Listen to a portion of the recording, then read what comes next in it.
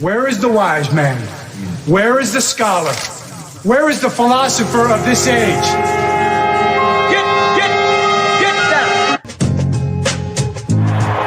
Baltimore!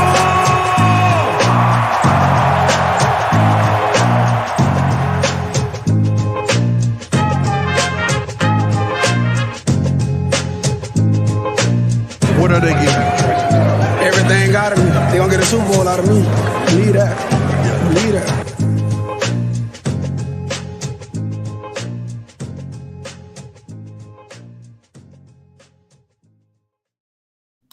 All right, welcome on back to another edition of the Baltimore Beatdown podcast. It is Wednesday night, October 5th. My dudes.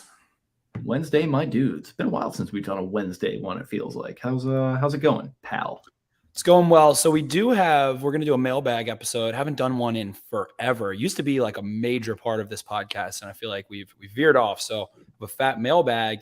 John Frizera messaged on Facebook and said, love the podcast. This is before we get into the mailbag, but ad hoc. I can't remember what game it is, but he said, love the podcast. Been listening to it for quite some time. Question, where did the quote from Harbaugh come that says, where is the wise man? Thank you and keep up the great work. I can't remember. It was post-game locker room. It was after the Jets. Rex was getting a little in his feelings ahead of one of the Jets games in like maybe 2011 or it might have even been 2012. And he was doing a lot of spouting off at the mouth, and Ravens took care of business. And I think a home win, and Harbaugh defaulted to some sort of Bible verse about there not being wise men or scholars and like people like talking too much, essentially. So that's a shot at Rex Ryan, actually, that quote right there. Shout out to Sexy Rexy. Shout out to Mark Sanchez. So there you go, Mr. Frizera. It is the venerable John Harbaugh trying to talk shit in the only way that he can, biblically. And so let's try and think, I guess, what are John Harbaugh's pop-offs? He fired back at Vic Fangio last year about the rushing record 100-yard end-of-game thing. Bill Belichick obviously got him deep into his feelings using weirdly had one with Jeff Fisher in like 2015 after the Rams hurt Flacco. He was like made some sort of comment about how it's like kind of always like that with Fisher teams, and then I think coach fired back and was like, well, look in the mirror, John. So yeah, he's had a couple tiffs over the years. I guess that's sort of comes with the territory when you're going to be around for as long as he is.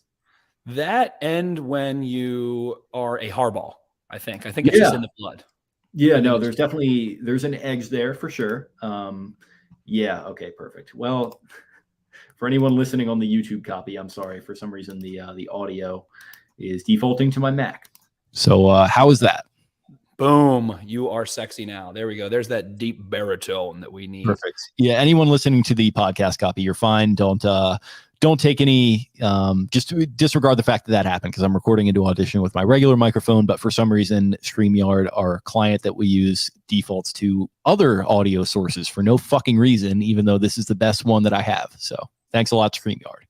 Shout out StreamYard. We will be contacting our rep. Just kidding. StreamYard's great. Love you guys.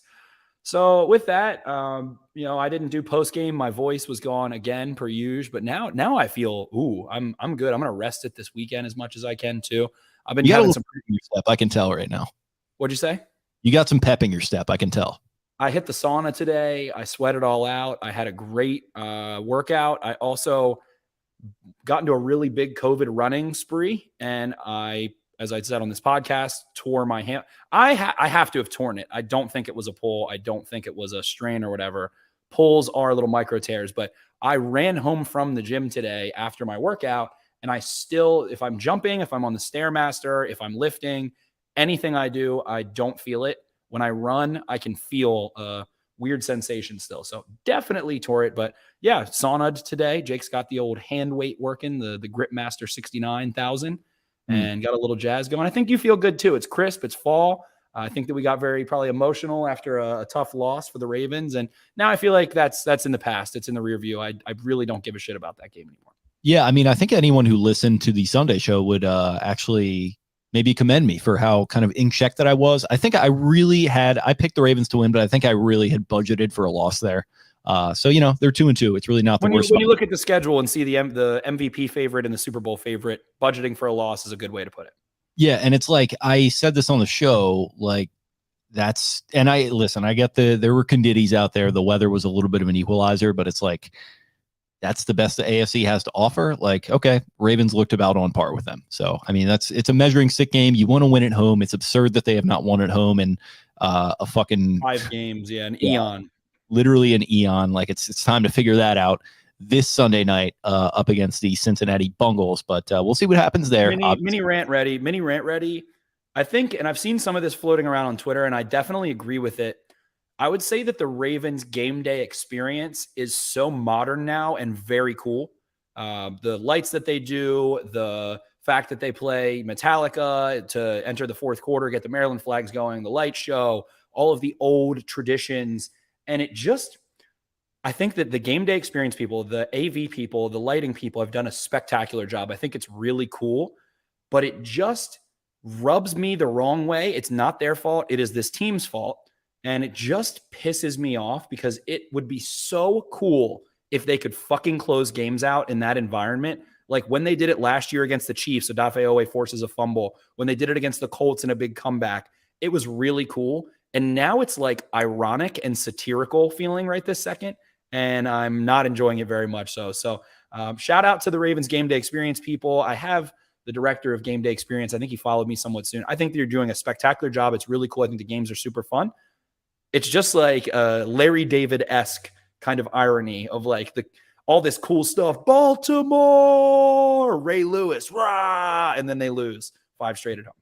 No, and it feels like weirdly I don't necessarily agree with the idea that like the home field advantage is gone or whatever. I just think the teams haven't been as good as they were when they were dominant at home, and it does sort of coincide with, I would say 2019 is really when they started to really take the game day experience as seriously as they do now, and make it feel like an event every single week, and great for kids and great for anyone in attendance, even our age. I mean, it's always fun. It feels like a party. I think it's a really cool experience, definitely, in that sense.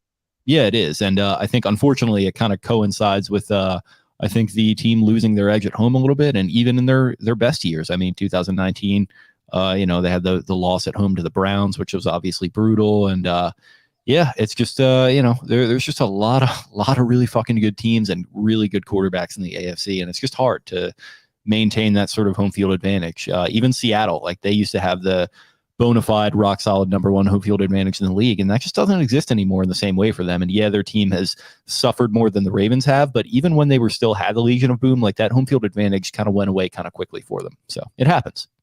Right. And I think it's just the modernification of the game and the passing and the quarterback driven and the penalties and all of that. And I think that all kind of reared its head, but don't need to go too deep down that wormhole. We do have a thick Santa Claus mailbag here. We've got an old St. Nicholas size bag of toys ready to pump it out. So I guess we can just dive on into it if you're ready, my friend. Yeah, rock and roll. Okay, we got Vicious01 on Instagram here. Should the Ravens make a trade for an inside linebacker, and who? I'm going to riff off a couple here. Zeem meets World with PQ struggling. Is it time to get him someone he can play next to moving forward? B-Rose 931, our boy, longtime listener. Jeff Z predicted a trade for an inside linebacker. Can they realistically trade for someone who's not an old journeyman? Nico LaFerrera, been a while since we talked to you, Nico. Is it time to bench Patrick Queen? There's quite a few of those. Sorry if I missed yours. But so what's going on at inside linebacker?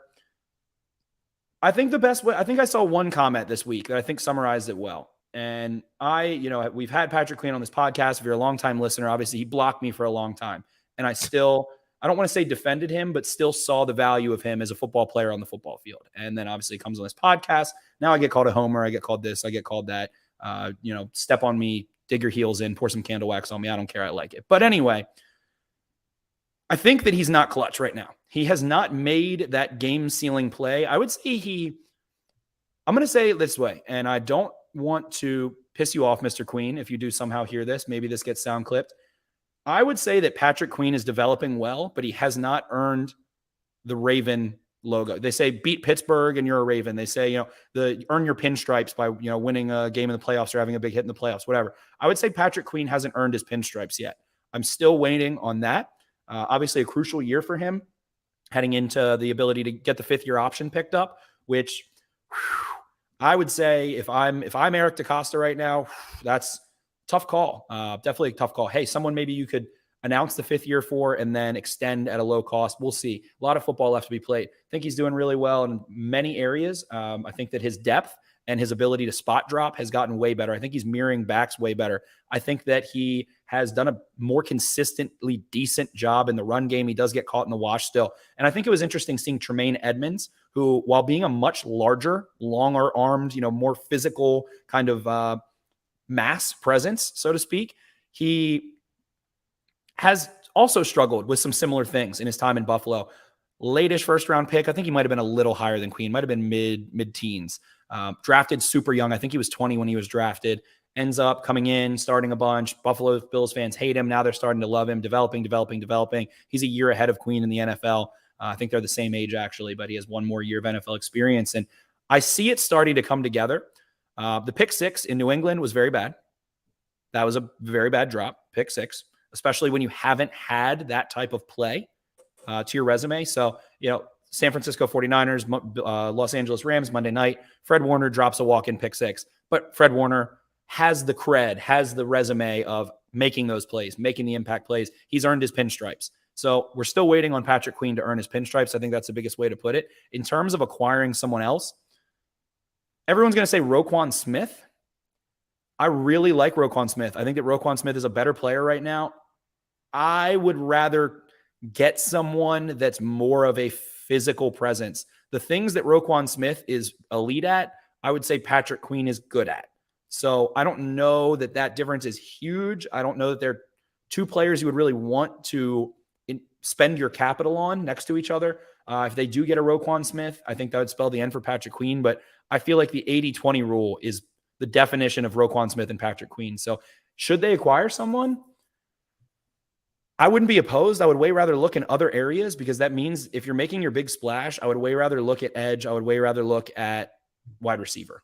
And those are the two areas I would anticipate them to look a little more. But hey, could you pick someone else up? Sure. Malik Harrison, when all these edges get healthy, I think Malik has been fine this year. I think he's developing still too and could do some things. Josh Bynes still there. Christian Welch, a guy that was trusted last year and, can play some solid football. So I don't know that that's the move you need to make relative to other positions right now. Dude, he's thinking so much. And maybe this is just a projection, but it just, you watch him on those plays, and it's the splash plays that he's not making in particular, where it's just right there to be made, and it just clanks off his hands, and then you see the look in his eyes. And I can tell from his chat with you, I can tell from all that I've seen from him, I can tell from his social media presence, he's a very cerebral, smart guy. Yeah, I think he's very image conscious. You can tell with his social media, he cares what people think about him, and I can relate to that. I'm very much the same way, and it's not a dig against him or anything, but that can work against you sometimes when you're in a situation like this and things start to snowball and get away from you. It reminds me a little bit weirdly of Rory McIlroy this year, who had all this shit on his plate, and the dig on him for the last 8 years is the guy hasn't been able to get it done in a major, which isn't quite the same pressure as Patrick Queen just playing well, but Rory had all this shit on his plate this year, and he got close in pretty much every single major, and he just couldn't get it done. And you could just see you could see it weighing on him physically and mentally. You can see it in his soul. You can see it in his spirit, in his eyes. Yeah, and it's made worse, or maybe not made worse, but it's made more apparent by how conscientious and deep of a thinker that he is. And I kind of feel weirdly similarly about Queen right now, and the fact that he's just he just feels a little bit lost in big moments. When it's time to just settle in on a 1st and 10, first play of the drive, and the word makes a lot of big plays early in games. Yeah, exactly. It's early in games. It's when he's playing downhill. It's when he doesn't have to flip his hips and go and match up with guys, and he doesn't have to do two things at once on a play effectively, where he has to have eyes in the back of his head, which some other linebackers do. I think that the dropped interception, so to speak, which was on a tip ball, is the perfect definition of what you're saying. He was shadowing that back. He got depth in his hook, in his zone, and then went to go scoop that back up and try and not miss a tackle, which he didn't do on Sunday. Step forward. But because he's thinking so kind of robotically, I need to go do this, he couldn't adjust and make a play. So, hey, tip ball, wet games, Stephon Diggs drop balls, Rashad Bateman drop balls. But when it's 2 straight weeks, it compounds the fan perspective. So I definitely understand that. And here's one thing that I'm going to say on the fan perspective, and that a lot of people have been saying about this right now. Yeah, we're biased. We like the guy. Like I wouldn't say that he's our friend, but like, yeah. I also did have a high grade on him coming out of the draft. He was my number 1 linebacker. So there probably is bias in that too, that I'm trying my best to remove, but I still see the things that I liked and I'm watching them happen on the football field. So it's making me still, want another taste of it. It's the nicotine of like, I still can get it. I still can be right. So that's floating around in my mind, and I'm trying to remove bias from it, as with every. You're a fan of the team. You want him to be good. Like you should. I do want him to be good. Right. And to the larger conversation, like there's been some, tweets thrown around about like, and one particular person got in some hot water for this. I won't bring it up, but like, he's not the only one that said this that I've seen. It annoys me a little bit, the idea that we have to like hold players accountable. Like that's not my job. That's the coach's job, right? Like I'm a podcaster. I'm on Twitter. I'm on social. Like I don't have to hold these guys accountable. None of us have to do that. It's not our job. Like we're fans of the team at the end of the day. And like, I'm not going to like go out of my way and like it makes me think of Jamarcus Russell, of like everyone considers him a bust and an abject failure. And there he goes on the Players Tribune this year, writes a really nice piece and says, I am not a bust. I am the most successful person in my world. Like in my entire ecosystem, I'm the most successful person ever. So how can I be I'm not a bust. I'm the greatest ever. And he was effectively a bust in the NFL. Yeah, I mean, and that just speaks to how hard it is. And like, yeah, you can say when a guy sucks or like had a bad game or whatever, but and he's definitely had bad games. New England 2020, he was horrible linebacker. It's the larger conversation that we had with Glenn a little bit about like the context and like the conversation. It just gets so polarized in black and white. It's like, oh, well, Patrick Queen has 1 bad game or 2 bad games, or, you could argue that he's had 4 bad games probably at this point to start the year. And that's like, that totally sucks. But like this idea that it's like, you got to hold him accountable. He sucks. What's the future with him? He's going to be good. It's like, hey, can we take it a week by week here? Can we just settle down? And like, we had this exact conversation this time last year. So like month by month, even like, hey, he didn't have a good first month. Maybe it doesn't happen for the guy. It's looking like it's not going to happen, that he's going to be a great NFL player at this point. I hope that he is able to turn that around. It's still very much possible for him to do so. I'm just kind of sick of the idea that like we have to like hold these guys accountable and we got to like hold their feet to the fire. It's like, dude, they're just trying to fucking do their job. They're human beings just like you and me. And that's why it makes me, and that on the personal side of it, that's why what you said about Rory McIlroy and seeing him for years now be this young 21-year-old kid come in and then just get fucking ripped apart. Like, I don't enjoy that. That's not what gives me pleasure. It doesn't. God forbid, hey, you want to hold him accountable? Hey, if you really want to have a fan impact and be a fanatic, maybe try to lift someone up instead of tear them apart. Right, exactly. Make them feel. How would you feel in your workplace if that's your boss's perspective? Is, hey, Spencer sucked at work lately, so why don't I fucking ridicule him, quote unquote, holding him accountable, instead of saying, hey, buddy, it's all right, go make a play next week. Have a good weekend, rest, relax, come back ready to work next week.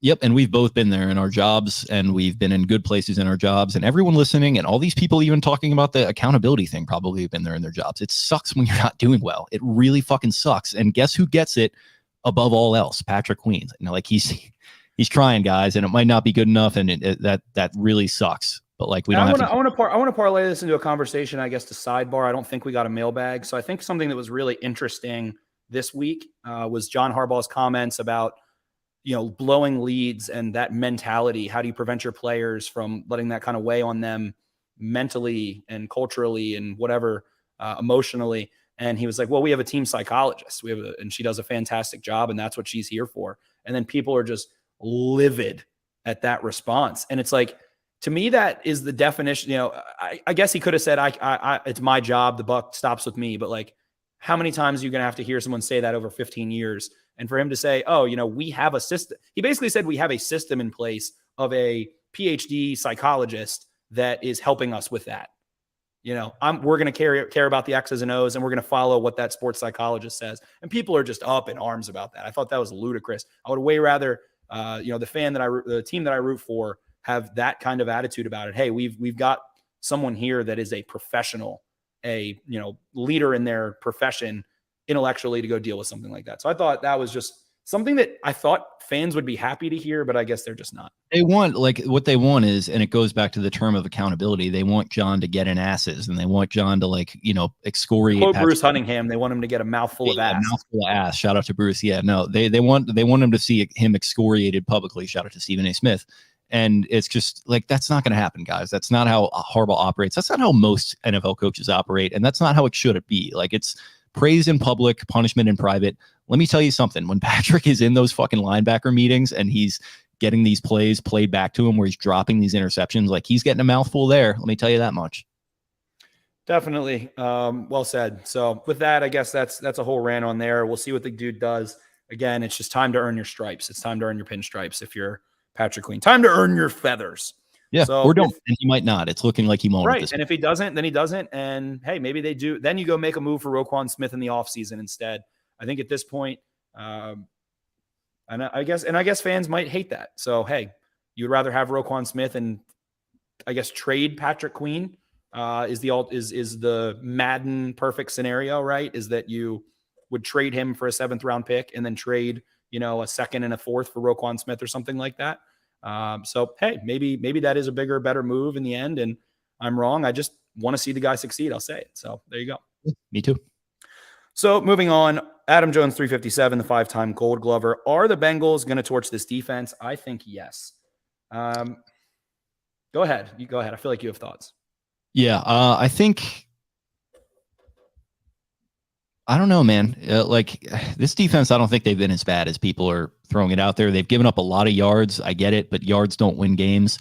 And they tightened things up a little bit the last couple of weeks, I think. And yes, they might be turnover dependent to an extent, but you can have teams that consistently get turnovers. 2019, that happened. That's something that they emphasize this year. It feels like they're getting it done a little bit. I think it's just so weird. Like, the whole idea of going all in on defense to begin with is a little bit flawed to me because NFL is just so stilted towards offense at this point. And it feels like, yeah, they're probably going to put up 20 at least, but like, that's a fucking layup in the modern NFL. And especially with that receiving core, like they better average. I think the average score is like 23.9 points this year per team. Yeah, exactly. So like, yeah, they're probably going to score like 20. The question becomes, are they going to score 30? You want to stop them from scoring, 24, 25 points, and then you want to score more than that, which a little bit of a Trent Dilfer analysis by me there. But yeah, I don't know. I think they're going to get theirs, but I think the Ravens defense is going to make some plays and get some turnovers, and that's going to hopefully provide the difference in this one. So I think people are going to point to Marcus Peters in this quickly and say that's, kind of the difference. I'm going to point to Marcus Williams, but we can categorize that as the Marcuses. I think that the too high world that the Ravens are now living in, using post-snap and pre-snap looks, split safety in a much higher percentage, that is the exact recipe that is fucking the Bengals up right now. Joe Burrow, I think, is 24 for 33 for 248 yards with 3 picks, no touchdowns, and he's taken 8 sacks. So he's holding the ball. He's not getting it's kind of what we saw from Lamar on Sunday. He's holding the ball too long. He's not getting the ball to the backs in the flats or to the tight ends in the flats and forcing the defense to start to jump the flats, which will then open up the middle of the field. The other issue with that, Burrow is a great quarterback. I think he's fantastic. He's got the moxie, all of those things. I think there's 2 issues relative to the cover 2 conversation and the split safety conversation. Number one, the dude had appendicitis, lost, I think, 22 pounds, he said. After he had surgery to remove his appendix. He also missed most of training camp because of that. He also just doesn't have a strong arm relative in the NFL. He has one of the lower levels of zip that he can put. So we see teams play the Chiefs consistently in those cover 2 looks. The Chiefs struggled with those last year. Mahomes started seeing it, anticipating it, and throwing frozen ropes into the hole between the safeties and over the linebackers. Had a sick one last week, and that is how you can beat that. Joe Burrow, similar, I would say, to Tua Tagovailoa, maybe a little bit, whatever, stronger arm, whatever, has to beat you with anticipation, timing, and touch. So he missed training camp. He is getting hit a lot. He's not getting the ball out quickly to his backs, and he can't really throw that frozen rope to bail himself out. So right now, I think it's tough. I saw Mina Kimes talking today about how each game the Bengals have gone under center more. And then they're trying to run themselves out of it. They're trying to dump the ball off, do those things. That's good and dandy. And like you said, this defense is massively over criticized right now. Passing yards, dead last, sure. EPA, they're in the middle of the pack. In terms of any advanced metric, anything other than yards, they're in the middle of the pack. They're Which, by the way, third down. thing too that was tweeted out by NFL Rumors. So let's check our sources on that, guys. Let's not get fooled here, okay? Yeah. Let's pump the brakes there. NFL Rumors. Looking at Pro Football Reference, I'm gonna have to tally those ones up myself. But I digress. Ultimately, I think that this team, the Bengals, built themselves to beat the Ravens. They go play a 4-3 stack against the Ravens so that they can kind of go attack the option run stuff. And I guess what? The Ravens go sign Marcus Williams so they have someone with unbelievable range and ball skills who can go help out against A. Jamar Chase and A. T. Higgins. So I'm curious to see how this one plays out. The Bengals don't have DJ Reader. We're kind of talking about the defensive side more ultimately. You know what really worries me with their offense, though, is the Burrow escapability. I can't get the images of Allen out of my head, just like rolling out and beating Queen, obviously on that 4th down. And then late in the, I think the last drive there, he bounced around a little bit and he hit, I think, Diggs down the left side. Burrow he's not as escapable, but he's pretty nifty in that pocket. That kid can move around a little bit. So that worries me. Definitely. Haven't done a good job closing, getting sacks, doing those kinds of things. I think their sacks are probably, I don't know, what have they had, like 10, and they're probably like 22nd in the NFL through 4 games, something like that. So getting him on the ground would be nice.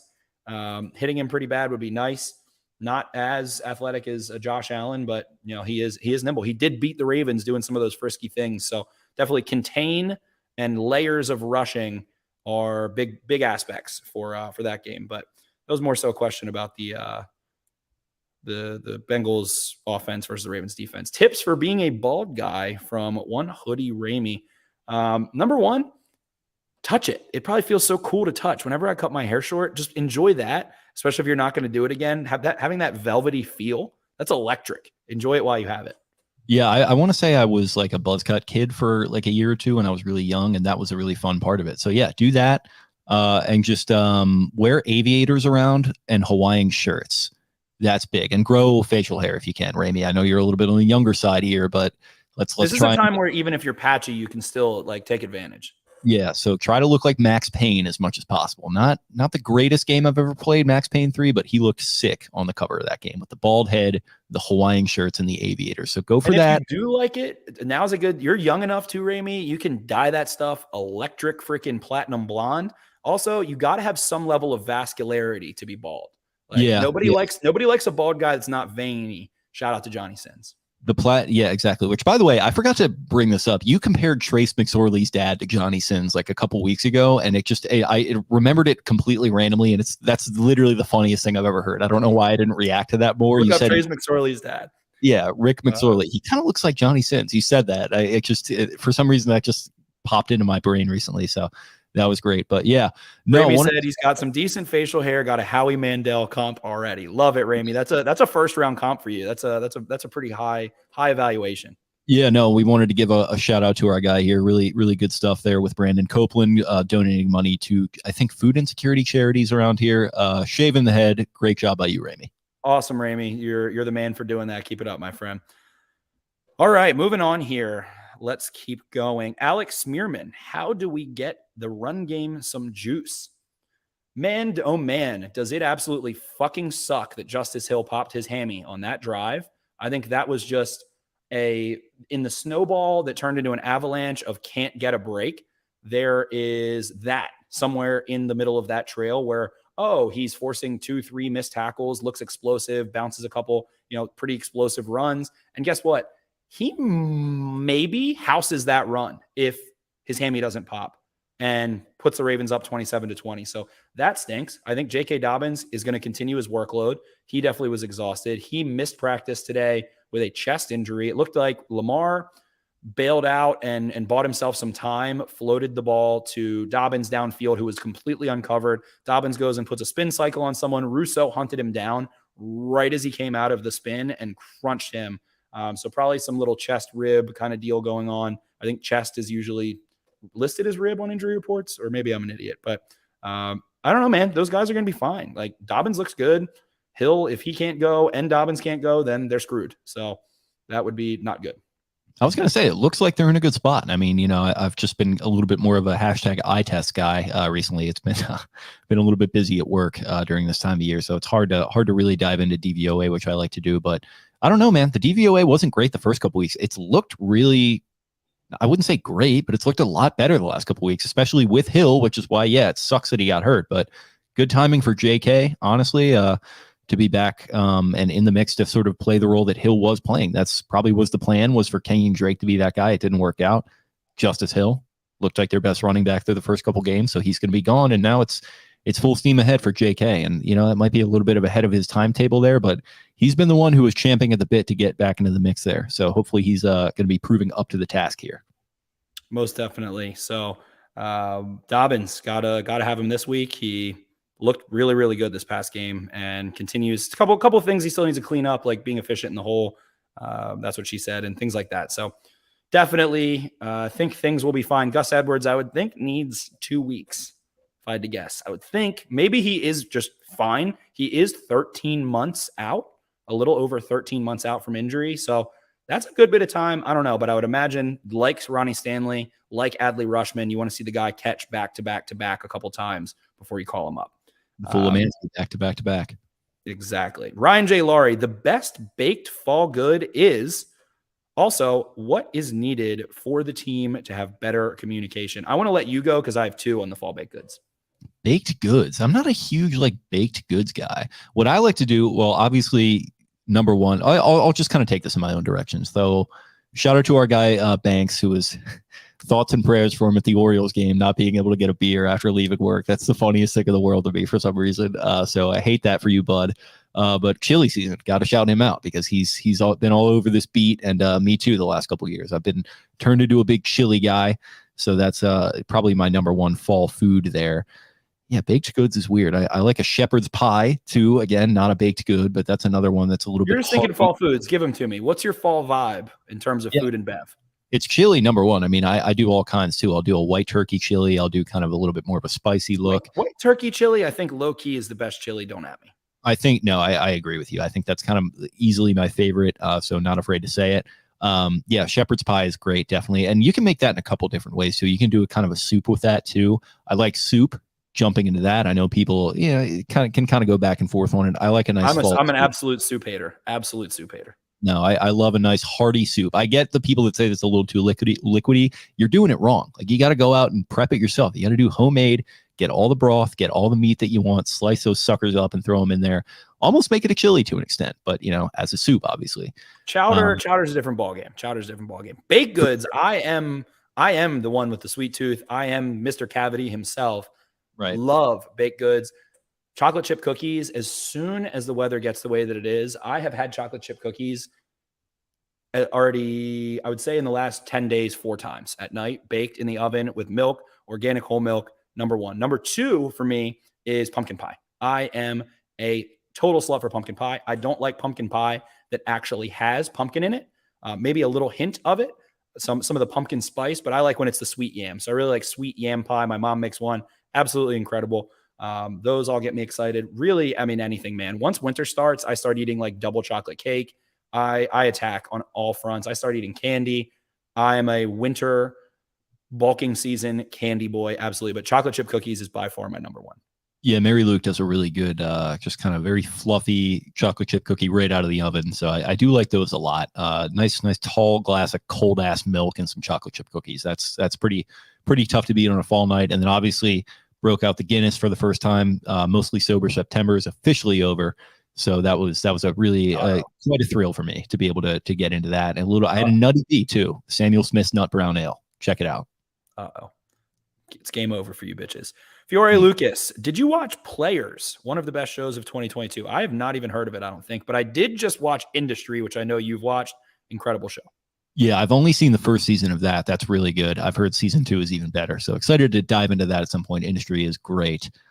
Very exceptionally horny though. So be sure to if you're. Oh my God, it is horny for the sake of being horny. Definitely. Yeah, around the kids, around the significant other, the parents. It's HBO. Anything goes on HBO. Oh, for sure. But this is even like more than like this is like it's overkill. It's definitely overkill. For sure. But it's it serves a purpose, I guess. It's a great show. Yeah, that's a good Players. One. Have you heard of Players? I have not. I thought he was talking about Playmakers, the long defunct ESPN show for a minute there. That's why I laughed. But no, I've not heard of Players. Well, I guess we'll have to check it out. And he said, too, I believe the L's will be beneficial. The team will grow from them. Agree. So we have a comment here that I think coincides with that. Spencer ABTS in the comments of YouTube. He says, Harbaugh sucks. Get over it. There's nobody worthy to replace him with. Some players aren't accomplishing things. We need to criticize it. It's how it works. Get over it. Like you guys, but come on. So I would contend to that if the Ravens lose the next 2-3 games, then he might get fucking fired. I don't know. If the Bengals beat the Ravens, which I have this weird inkling is going to happen, and I don't want to say what I was going to say, but you've been honking about this for a couple days now. So. I just have this feeling that there is going to be World War III on the Twitter sphere after the Ravens lose to the Bengals, that they didn't do the things they needed to do. They've done this. They don't have the pass rush. Ronnie Stanley comes back. J.K. Dobbins still getting healthy. Gus Edwards comes back. Tyus Bowser is supposed to come back at some point soon. All of those things. They still have the trade deadline. They also, we were talking about, hey, this is a quarterback league, the defensive thing and investing in defense, or I should say spending capital defensively isn't the move. Who the fuck do the Ravens play quarterback-wise after this? They play Tom Brady, who is still good. Who knows what that could be in a couple weeks? They might play Jameis. Like Andy Dalton is scary because it's the Baltimore Ravens. But there's Russell Wilson, who now has no Javonte Williams, and that team looks like a fucking joke. Who else is scary, man? I mean, Burrow, and then hey, one game of Deshaun Watson. I think the Jacoby Brissett experiment. Stefanski, I give all the credit in the world. I think he can prop the hell up out of Brissett. They have a great run game. Nick Chubb. I think the wheels are going to start to fall off there. Kenny Pickett, I mean, who knows? The Ravens suck against the Steelers lately, but it's a rookie. Who is Trevor Lawrence? Is like Trevor Lawrence the fourth best quarterback they play in the remaining schedule? Like, they don't have Murderer's Row. They have a cupcake schedule as things stand. If they get any modicum of health, any normal amount of health, if they have the 16th most injuries and games lost and things like that, EPA lost injury, whatever you want to say, they have an average experience injury-wise. I think this team easily walks into the playoffs. Yeah, they're stuck in neutral in games too. And I think that happens against big playmaking quarterbacks where, all of a sudden they make a big play. And like, I know all the nerds, the momentum isn't real shit, but like, God damn, it's got to be demoralizing to give up a touchdown to Josh Allen, in Josh Allen fashion right before you go into the locker room. All of a sudden it's 20-10 and it feels like you're losing coming out of the locker room when you could have been up like 27-3. You probably should have been. And it's tough to stomach, I think. So yeah, I mean, when you go up against these guys that are a little bit more limited, and God damn it, I don't want to like disparage anyone because, Tua Tagovailoa wasn't anything to a lot of people before that game that he came in there and torched them. So can't count your chickens before they hatch. But I think this defense has tightened things up a little bit.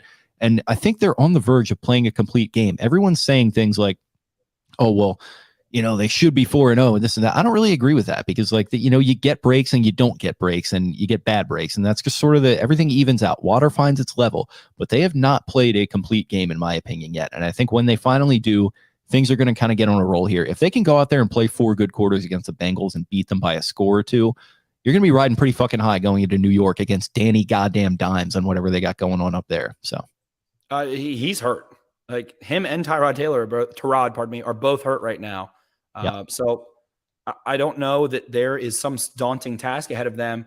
And it's starting to feel like last year, at the end of the year, it was like, oh, they were injured and they are still dealing with repercussions. Again, everyone's sick of hearing that, but it's starting to feel like the Calais Campbells and the Marlon Humphreys and the Marcus Peters and the Mark Andrews and the Lamar Jacksons, the veteran leaders of this team that are counted on to be leaders, are starting to get angry.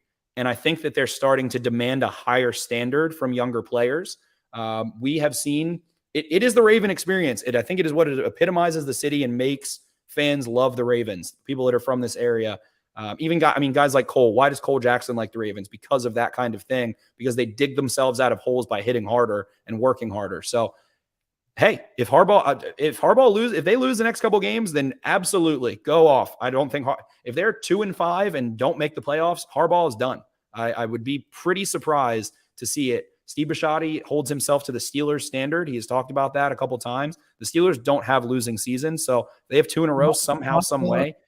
He reminds me a lot of Rosenblum from the Colts back in the day. Like when I did that series, like he walked Rosenblum in 1970, I think 1970, he walked into the locker room after firing Shula, who would go on to be one of the great coaches of all time because Shula couldn't get it done in big games.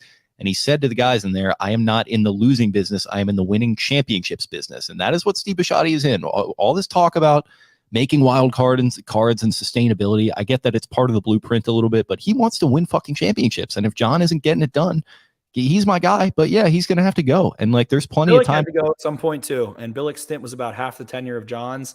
But I mean, do you see some parallels there? Sure. But it feels like John reinvented himself pretty quickly. Yeah, he did. And he's still in the midst of that reinvention, I think. And it's always a learning process for him. But yeah, he's 2-2 right now, but he's been there before. So I think is this not what we like said in the preseason preview, word for word, what we thought was going to happen? Yes, exactly. So we kind of, to use the word again, we kind of budgeted for it. And he's been here before in a season where they had the most wins in franchise history. So we're not freaking out yet is the thing. If you guys want to freak out and say Harbaugh, it's deja vu all over again. We're seeing what we saw from last year. I can't totally argue with you at this point. Like, be mad, be pissed off, do whatever you got to do. But I'm not here to police fans. I've done that before and I'm trying not to. So I'm sorry if I have. I don't want to. Feel the way that you feel, experience your experience. I'm not you. But it feels familiar. We have Mark Pankhurst here in the comments. Didn't the Pats and the Packers also have 2-2 starts that led to the same Ravens fan meltdowns? We should all just RELAX. This isn't the first time, and it's not the last. So, hey, 2-2 could be a lot worse. Could be 4-0. That'd be fantastic. Could be feeling like the Eagles and getting all the glory and everything. Championships aren't won in September. Could be 0-4. SIG extension, SICIG.ext. What can a coach do systemically to fix communication breakdowns? At the NFL level, at a certain point, there is a level of professionalism that is required. There is a level of work ethic that is required to be successful. For most guys, there are the rare few. I would say like Jalen Ramsey is someone that I feel like doesn't need to put in the same work that, the average third-round pick does. I think the communication has to come from the players, man. I think that they need to hold themselves accountable. And the greatest example of that, and they don't have someone like this maybe, but they've got Marcus Peters and Calais Campbell, guys who haven't won Super Bowls, but Ed Reed hadn't at this point in time of his career either. The classic story of Ed Reed flipping the fuck out because he goes into the locker room after a game and there's towels all over the floor, and then volunteer firefighters have to go. The people who volunteer to go help the Ravens in the locker room have to go walk around and pick up everybody's dirty towels when the towel bin is on the way to the exit. So you get dressed, you pick up your towel as you're leaving and put it in the bin. And he said, it's the small things, it's the little things. What do we hear Lamar Jackson say at his press conference today? It's the little things. It's the details. It's getting a false start. It's running the wrong motion. It's doing one small thing wrong, fucks you against the Buffalo Bills team. So I think those are how you fix communication breakdowns. You hold yourselves and your teammates accountable. It feels like Kyle Hamilton is like getting, I don't know the right word. Maybe you can think of something, but watching after, I think it was Diggs had a pass that he couldn't haul in on the goal line, and Williams comes over and hits him at the last second. Like after he kind of like went up for the ball, Williams like made a recovery play, caroms off his hands. I watched on the Jumbotron, I saw Peters, Williams, and Humphrey verbally start assaulting Kyle Hamilton. I saw in the moment, and I turned to Eric. I was like, dude, it's the Dolphins game again. Like, this is literally exactly what they were doing. Hamilton looks like a deer in the headlights after some of these plays. Like, you just see the look in his eyes, man. And like, he's my guy, and he's been better than people have given him credit for. I think he's been pretty good. But so in that game, that was, I think he didn't play a ton of snaps. That was his one mistake, it appeared. It was his one mistake. He was gluing guys down in man coverage. He looked very sharp in his usage. And I think that the Ravens are doing what they should have done with a Patrick Queen, what they should have done with some of their other young rookies, what they did with Marlon Humphrey when he was drafted, which is get him confident in certain downs, in certain packages. And that way there's less room for error between the ears. And so, if you want to fix communication issues, you have to fucking care enough to hold yourself accountable and hold your teammates accountable. At this level of football, I think that's the answer. And coaches can be better or worse about solving things, making things more efficient, trimming fat, not putting you in disadvantage in poor circumstances. But at some level, you got to be able to fix it yourself with your teammates. Yeah, you do. And like they called that players only meeting thing or whatever before the Pats game, and they go out there and they have a pretty solid game defensively. They had some breakdowns, but also defensively, they let up one long drive. The other ones were turnovers. Yeah, and Devontae Parker making some really, really good plays against Brandon Stevens. Like Stevens, people were calling him out after that game. Guys, he was step for step with him. He just like sometimes guys make plays on Brandon you. Stevens has looked really good this year, in my opinion.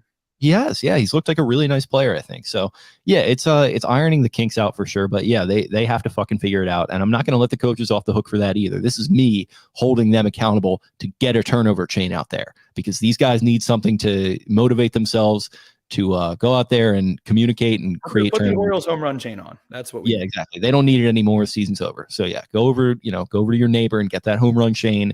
Let's keep the mojo going. Exactly. That's how you fix it.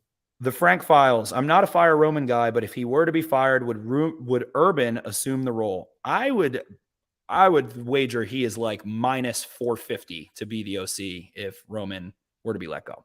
Yeah, mid-season. for sure. Yeah, definitely. No, I don't know where else he would go. Honestly, I know a lot of people like here. He knows the playbook in and out. I think he would just be able to call things a little differently and put his own spin on it. So hey, that could be something that happens if they lose this game, or if they're 2-4. I think somebody's getting fired if they're 2-4 somehow. Don't think that's going to happen, but I think somebody gets fired if it does. Lamar season, thoughts on Odell? I like it. I would rather have him than not this year. Last year, I got a lot of shit because I was like, hey, maybe try to get a corner because all of yours are hurt instead. And I don't know that adding Odell solves the cornerback issues you have. But like I said, edge, wide receiver, add a Will Fuller, add a DJ Moore, add a Robbie Anderson, add an Odell. Yeah, any of those guys you could definitely tickle my fancy with. Yeah, for sure. And I mean, Bateman's hurt right now. So the exact thing that we talked about with like, hey, maybe this receiving core even will be good, which, they kind of looks like they have been. Now Rashad Bateman's hurt all of a sudden, which really was the big concern. So yeah, some depth there would be very nice because none of these other guys outside of him and Duvernay have really shown much. Agreed there. Demarcus Robinson, man, this was a penalty that I think the Ravens got. Speaking of which, we have breaking news hot off the press from Aaron Wilson. Andy Isabella joining the Ravens, per source. Wow. I fucking hate that. I love it. Give me all the speed, baby. I'm all about it. They need a vertical element. Sure, you can sell me on that, but I hate Andy Isabella, man. I hate him. I think I literally tweeted today and said, pretend he was drafted in the 5th round and not the 2nd. Listen, for sure. But also that colors expectations a little bit. He could be a fine number 4 option, right? Spin, kick the tires, whatever. I just don't care about that move, and I would way rather see a DJ Moore or Robbie Anderson or an Odell or another veteran receiver that has proven things. I get it, but it's also he'll make plays. And guess what? Guess what he's going to get called? Michael Campanaro. That's what he's going to get called. Looks like him, runs like him. Sure, man. There's a vertical element there. Somebody you can hopefully go track the ball. Would not be lying if I said I saw a ton of him, but. Didn't like him coming out. Don't really like him now, but he does something that only Duvernay does and Bateman, I guess, which is takes the top off. So there's a role that can be filled. And you know what that also actually, never mind. I would have to double check. I don't know if he's returned. I don't know. At least he's fast in Madden, Ozzy 101 says. That's a very good point. Great Madden player for the Ravens. I'm not sure if he's returned, but with Duvernay taking a much larger role, sometimes you need guys to not return and you don't return the ball as much because of what happens offensively. So Justice Hill, another guy who could return. Once Edwards is back, you don't need him quite as much and want to get the ball in Justice Hill's hands right now. Yeah, I don't like it, but I don't hate it to the point of like, as long as it doesn't, if DJ Moore's available, go get DJ Moore. If Robbie Anderson's available, go get Robbie Anderson. Don't let that take anything away. Yeah, no, I agree. It should not preclude you. When you said breaking news, I thought so much better was about to happen. No, I saw the look on your face. I was when you said Aaron Wilson, I was like, oh, that means something substantial because he has the sneaky insight into the Ravens typically. So there you go, guys. Live reaction, Andy Isabella.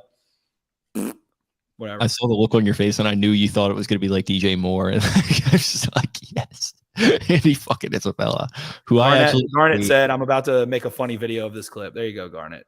Good. Yeah. Appreciate the He'll score 6 touchdowns in the next 2 months now in my eye. Yeah, I don't know. It's fine. Like he can obviously run. Wait. I don't know why that cracks me up, but it does. Yep, he runs 4.3. It kind of reminds me of Terry Ford was talking about Ryan Mallett before that Steelers game. And he was like, he's just one of those guys who it's where you just say like, yeah, he's got a big arm. Like that's it. Like, Terry, you fucking nailed that. Like me and my brother still joke about that. Like it's so fucking funny. We miss you, Terry. We miss you, Terry. Definitely. One of my favorites was just talking about him. Jimmy Dean here. Can the Ravens afford DJ Moore or Robbie Anderson? Yes. Our boy Dan Rees, shout out Dan. He knows a lot more than I do about the cap always. Said that only $1 million of each of those players' salary is transferable to the new team. So they can absolutely afford either of those players. Yeah. And I think they should keep sniffing around to your point. I mean, like they still only have, I guess, 5 if Bateman is going to be out for a little bit. So I think this is what that move says too. It says that they're not happy with Tylan Wallace. Yeah. No, and I mean like Prochet too. I mean, like he's been he's been all over like the social media and the clips and stuff. So you'd hope that he can get his chance at some point, but neither of those guys. The only thing I saw from Prochet on Sunday was that there was a 0 blitz. It might have been a 0 or just like a man blitz with one in the hole.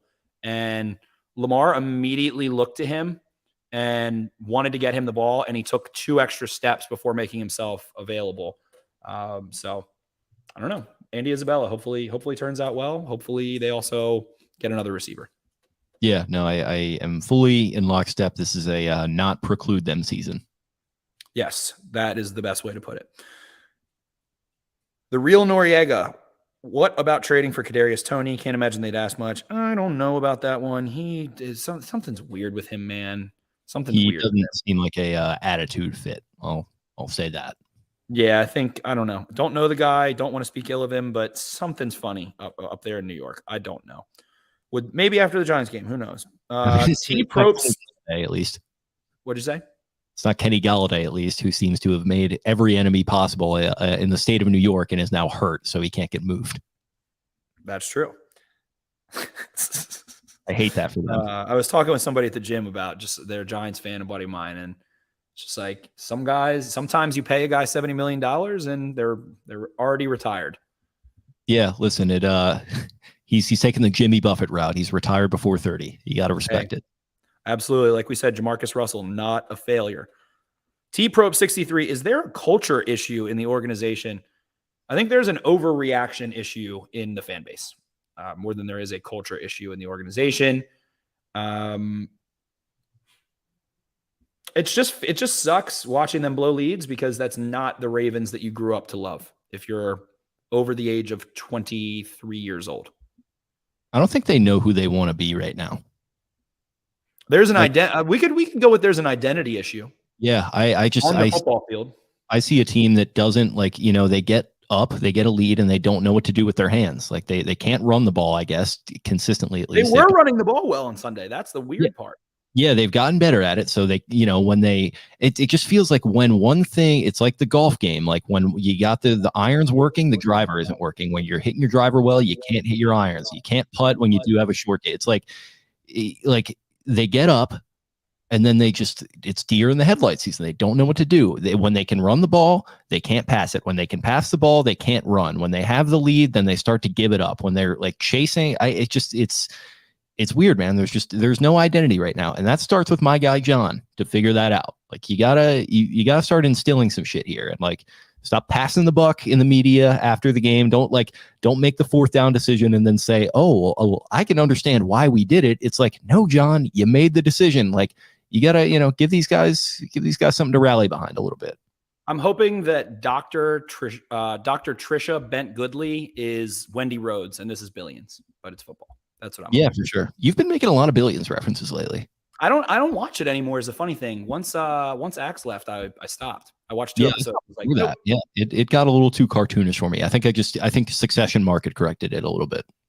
Yes, and Industry is like a blend of Euphoria and Succession. So there's like a Gen Z layer to it. So Industry has some Gen Z Mad Men vibes, which I really dig. yes, it is a Gen Z work drama. The first, I saw that. Someone wrote that. That's not an original thought. For sure. Anyway, Jay Juicru, why are we not putting Chuck and Dime and Hamilton at strong safety because we're getting killed in the fourth quarter? They literally do that. They literally do that. On most passing downs, they literally do that. I don't know. They didn't get killed in the fourth quarter. Like, they made a stop. They let up one touchdown, and I think they let up a field goal in the fourth? Is that it? Maybe 2? I think it was they literally didn't lead until the final seconds, which was the field goal. So I think they had 10 points. I think the Bills scored a touchdown in the third quarter and then kicked 2 field goals in the fourth quarter. And the Ravens forced a 3-and-out after an interception at the 50-yard line. So I don't think the defense is getting killed. They just had a horrible quarter against the freaking Dolphins. They let up 23 points to one of the best offenses over the last 5 years. Let's see here. Justin Tucker field goal. Nope, that's second quarter, but I digress. I don't think they have that issue. I think there is just a perception issue. The offense lost them that game. Tyler Bass kicked the game-winning field goal. The Bills scored once in the fourth quarter. It was the field goal as time expired. The Ravens defense was fine. They didn't have that many drives, but I don't think the issues are not being viewed in the proper context, in my humble opinion. Right. Can Bateman be a dog like Bolden or Diggs, or is he just not that kind of player? I don't know, man. He seems pretty fiery and has been kind of had an attitude on him. He had a big drop on that slant, which was not a pass that, people are like, oh, Lamar, but could have brought that down. Definitely could have brought that down. It's raining. It was raining sheets at that point. Whatever. Needed to make that play. But I think Bateman does indeed have that dog in him.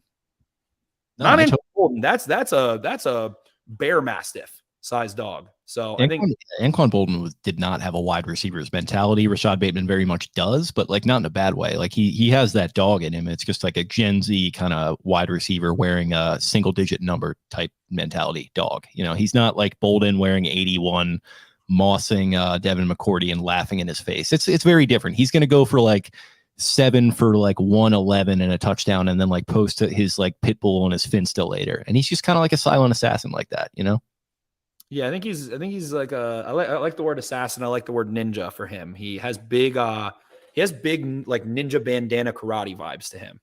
Sure. So with that, Githens Mazer, when do we start judging Harbaugh on current performances and not past glories?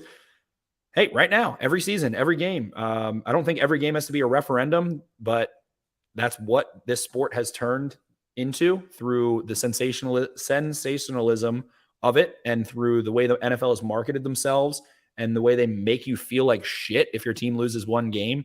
And then Twitter turns into a war between internal fighting and external fighting of whoever you played and whoever beat you and whoever you beat, all blah, blah, blah, blah, blah. So, hey, judge him monthly. How about that? Yeah, for sure.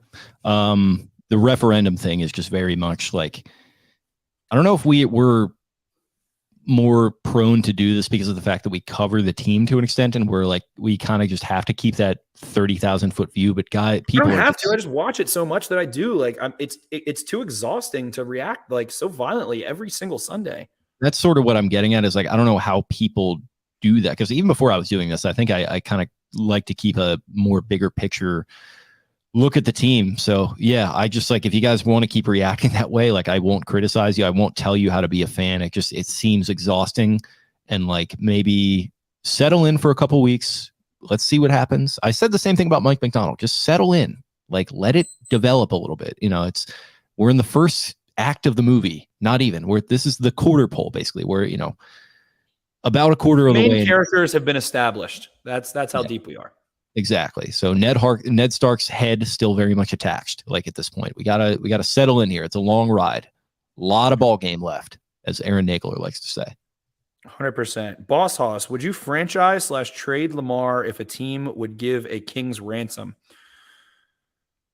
No, because I don't want to go into quarterback purgatory. And no, the same thing is and now it's like, well, I think Lamar had a bad game. I think that Lamar said, we needed to execute better. I needed to execute better. I couldn't see, on that final play, things like that. I think he didn't shy away from accountability, and having one of the top 10 quarterbacks is fine. I don't there's the whole issue of money and what you do with that money, but it's like, if you end up drafting let's hypothetically say they draft CJ Stroud or Bryce Young or Will Levis, and let's say 1.5 of those guys turns into a top 10 quarterback. Like there's one that's like a Derek Carr level quarterback and one that is a top 10 quarterback. And there's one that isn't. If you draft the one that isn't, and whoever the other two, let's say 2 first-round picks you get, and maybe you get one more quality starter, maybe an impact player, maybe a star, and then a miss, that's just not worth it. It's just not worth it in the end. It seems like from all the rumblings that Lamar wants like a 3-year, $120 million contract or 140, something like that.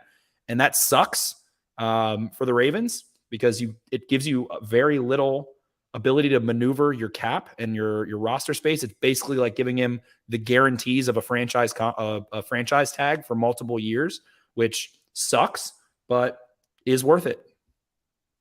I'm at the point now where I've made the arguments that yes, the salary cap still does exist, but then I watched him over the first 3 weeks at the very least, and it's just I just don't give a fuck. Just fucking pay the guy what he wants. I'm just over it at this point. I get the salary cap arguments. I've made them very He's not going to let you get a deal. No, there's no deal to be had. You're just going to have to give him what he wants. And if you just franchise tag him, then you run the risk of him mentally trading himself. And once that happens, it's probably over. Yeah, you don't want him entering his quiet quitting era, which would be sick to watch, but it's not going to happen. You don't want that to happen. And you just pay the guy. It's the going rate right now. It's the player empowerment era. And I look around the league at some of these quarterbacks.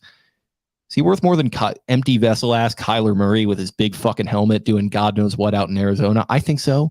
Is he worth more than Deshaun fucking Watson sitting on a bench right now because he's a potentially very crazy person, allegedly did some very bad shit? I think he's worth more than Deshaun Watson. And if he wants to sit there in that room and make that argument that, I want a fully guaranteed deal because look around the league, I'm just as valuable as a lot of these guys, and I am just as good as a lot of these guys. And guess what? If you move on from me, you're in purgatory, to your point there. It's not worth it to me to. He holds the leverage, and honestly, I think several players have said it, former players that are now analysts. He should have just held out, and this whole thing could have been sped up. So kind of wish that would have happened, and maybe we wouldn't be where we are now, because I think it kind of puts you in this really, really weird limbo, and everybody points to Joe Flacco. I get it. Joe Flacco had a great run, but it feels like you're scared to find your identity offensively and go get an AJ Brown or go, make the move to solidify who you are until you have him locked up long-term. And you don't have to be that way, but it feels like they're just trying not to fuck up. And I think that is the identity of the team right now. They're trying not to fuck up too much. They're trying not to lose. I think I heard another player analyst say, you heard Harbaugh go say all of these things about his 4th down decision, and all of them sounded like we were playing not to lose. We were making decisions. How do we not lose to Josh Allen? And hey, maybe that's the issue with Harbaugh, playing not to lose right now. And he has gone soft, and he has gotten older and is more of a grandpa than he is the young whippersnapper that came in and fucking tried to, metaphorically ram skulls with Ray Lewis and Ed Reed and, Bernard Pollard and those guys. And it ended up in a Super Bowl because there was a level of accountability being held. So maybe people are right. And if they don't right the ship, then like we said, hey, this isn't a playoff team. There's no way John's here next year. And if this is like a 10-7 team that loses in the wild card, he might not be here next year too. I don't know. Has the extension, that means nothing. Coaching extensions mean literally zero. So yeah, look at Charlie Weiss. I mean, it just you made I think the perfect through line there. You didn't commit to your quarterback. I mean, that seems like kind of an issue. How are you supposed to commit to win late in games? I mean, I get that it might be a little bit of a stretch, but to me, I think it's a good metaphor, a good sort of narrative reach through there, and it makes a lot of sense. And they just, and I mean, to your point about them sort of being afraid to go for it. I mean, they're still going for it, but it just, even when they do go for these fourth downs, it just looks like there's this uncertainty. Like Lamar's taking a snap. To Orlovsky's point, he made it very well that he had Duvernay on that play, and he starts to fade away and do his Kobe Bryant thing, and he chucks one up. And then he said he couldn't see him. And I'm not the level of athlete that could ever make that play. So who am I to knock? But what is the classic word there when you use anticipation? Like, you get the look pre-snap, you put the ball in a certain place. So quarterbacks are talking. I think RG3 even said that, who's very rarely critical. I think Billick and Mike Martz both had basically the same conclusion based on the numbers, based on the trips that you saw, based on the inside leverage and 2 DBs being up pressed. You knew that the safety was going to take the overtop threat, and the safety had inside leverage against an outbreaking route. So you put the ball where Duvernay goes. We've seen him put the ball where Duvernay goes. So hey, maybe he was tired. Maybe it was a rain game. Maybe he just felt the pressure of playing the Bills, whatever. So, again, it doesn't have to be an indictment every game, everything. But I think we straight off there. Do you trade Lamar? No. The fans fucking love him. He sells tickets. He wins games. He's a good quarterback. No, that's what you strive to achieve. That's what everyone who doesn't have one wants. Yeah, I love him. I don't want to lose him. And look at what the Rams did. The Rams had Goff, who was not the engine. He was the caboose. So they fucking shipped him off and got Matthew Stafford and won a Super Bowl. Now you can say, oh, well, Goff, blah, blah, blah. All right, well, watch what the Lions do over the rest of the season. Goff can't do anything when pressure's there. He has a decent offensive line. Whatever. Don't need to talk about the Lions. But they had to double down to get the quarterback. They were like, we traded 3 first for Goff, paid him a shitload of money. He still wasn't the guy, so we had to go get the guy, and that won them the Super Bowl. Yeah, you have the guy in Lamar Jackson.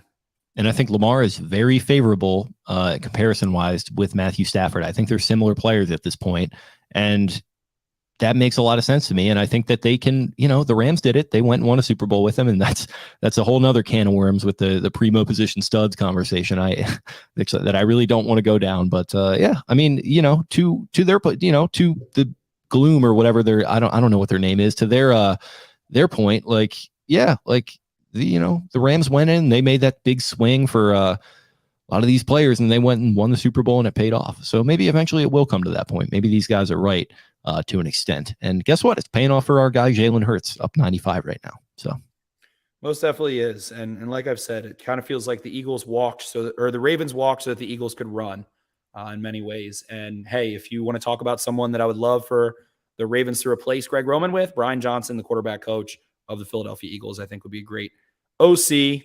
And hey, maybe HC, depending on if things get as bad as many fans seem to think that they will. G. Fritz went on a diatribe here, a full rant. We have a fun question from Dante Yates 81. Who's going to be the key leader of the team that gels everyone together? And hey, like we said, kind of wish Lamar held out, and not that it's Lamar's fault that he didn't, or it's his fault, but hey, wouldn't it have been nice if he did and held their feet to the fire? They signed him to a long-term extension, and then he could be the one. He could be the guy that kind of has that kind of silent assassin killer persona that he's always had. I think he does a great job as a leader, just from what you see on the outside. And at the same time, we already talked about it a bit. Calais Campbell, Marlon Humphrey, Marcus Peters, Marcus Williams, Mark Andrews. It's the guys that you make the spend in. You pay them to be leaders. You don't just pay them for what they do on the field. Yeah, it's just it's a lot to take in, and I'm with you. There we go. We're running a bit long here. Been a longer episode for us. Only have a couple more here.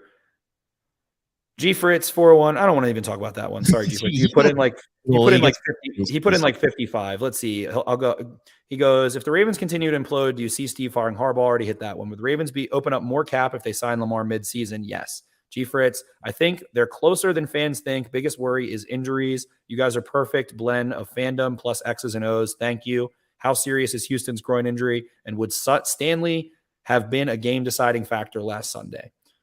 Stanley, no. I do think they're close. It sounds like Houston could play this week. I don't know what the rest were, but I think we hit on both of them. Could the Ravens open up more cap if they extended Lamar? Yes, they could.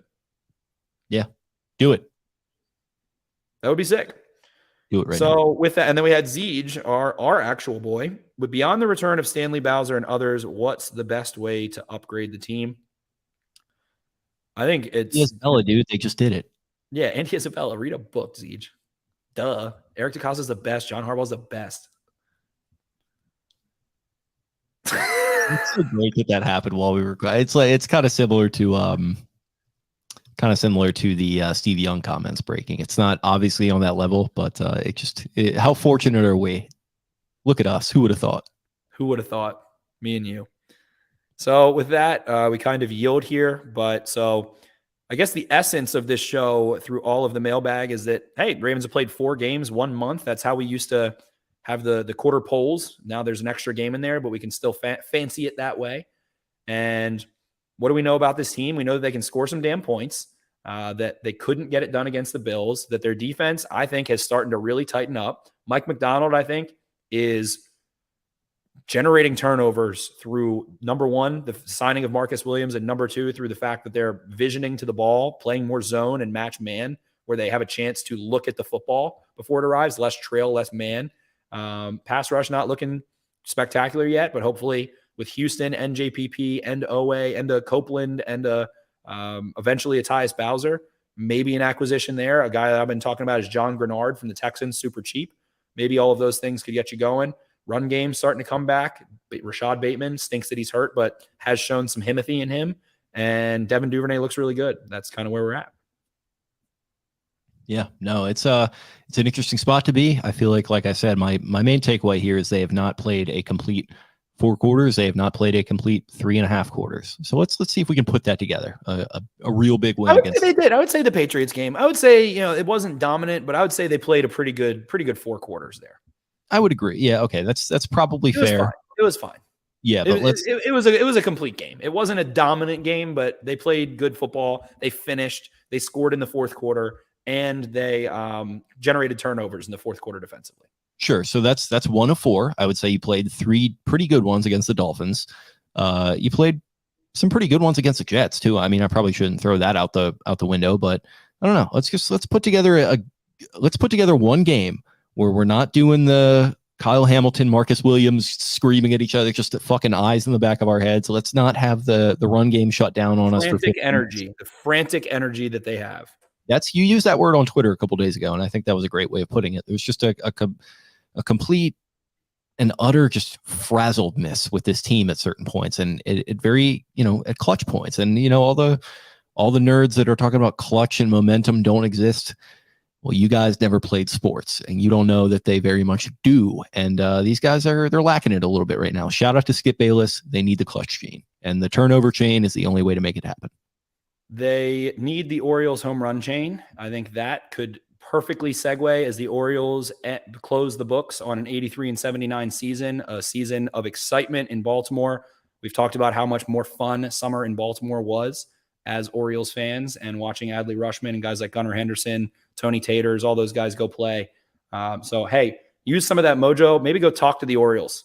Maybe have the perspective of the Orioles fan. If you're thinking about the Ravens as a Ravens fan, and maybe if you're the Ravens, why don't you go look at the other end of the stick there and maybe take things a little easy. Like you said, I think my favorite thing from tonight and what we can end with is Mark Pankhurst's comment.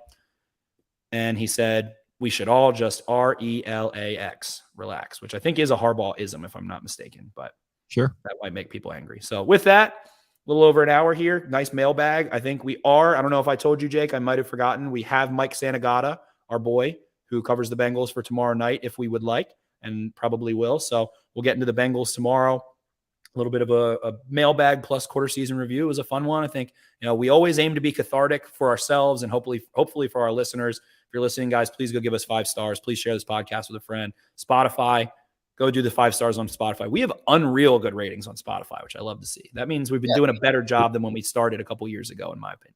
Yeah, I think it's like 4.9 stars over like hundreds of reviews, I think. So shout out to everyone for doing that on Spotify. Keep it up on Apple too. We got a couple nice ones rolling in that were, I think, pretty similar in nature, but we very much appreciate it. We'll definitely shout you out on the pod. Appreciate you guys. We are doing a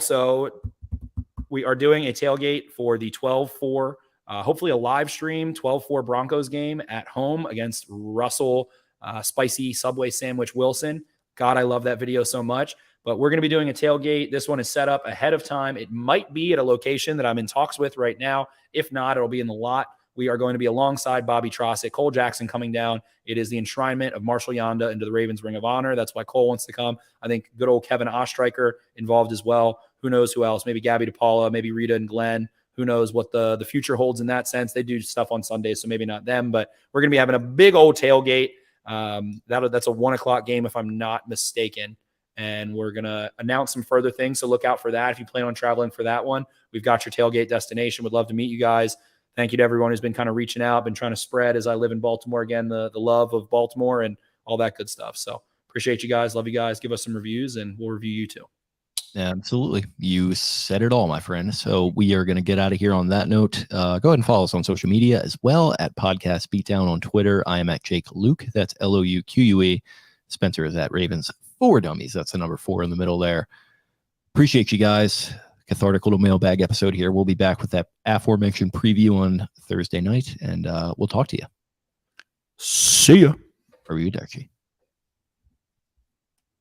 Where is the wise man? Where is the scholar? Where is the philosopher of this age? Get down! Baltimore!